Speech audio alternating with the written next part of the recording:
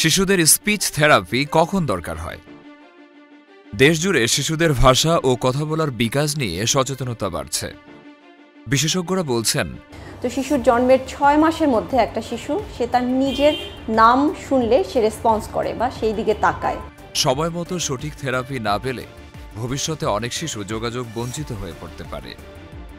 বিশেষজ্ঞদের মতে, শিশুর বয়স অনুযায়ী কথা বলা বা শব্দ বোঝার অগ্রগতি না হলে দ্রুত স্পিচ থেরাপির প্রয়োজন হয়। 12 মাসে কোনো শব্দ না বলা, 18 মাসে 10 থেকে 15টি শব্দ না থাকা কিংবা 2 বছরে 2 শব্দের বাক্য না বলতে পারা, এগুলোকে গুরুত্বপূর্ণ সতর্ক সংকেত হিসেবে দেখা হচ্ছে। উচ্চারণ সমস্যাও বড় একটি কারণ।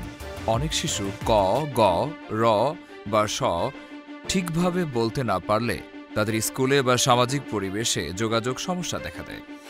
তাহলে শিশু যখন কম কথা বলে বা কথা না বলা কি কি কারণে হতে পারে? তোতলামি, শব্দ আটকে যাওয়া বা বারবার শব্দ পুনরাবৃত্তি হওয়াও চিকিৎসাযোগ্য বিষয়।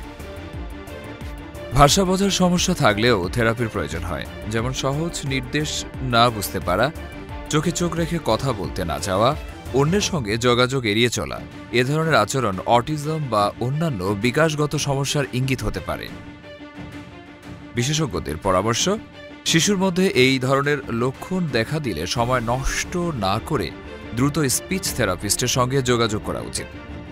আগাম থেরাপি শিশুদের ভাষাগত, শিক্ষাগত এবং সামাজিক বিকাশে ইতিবাচক ভূমিকা রাখে।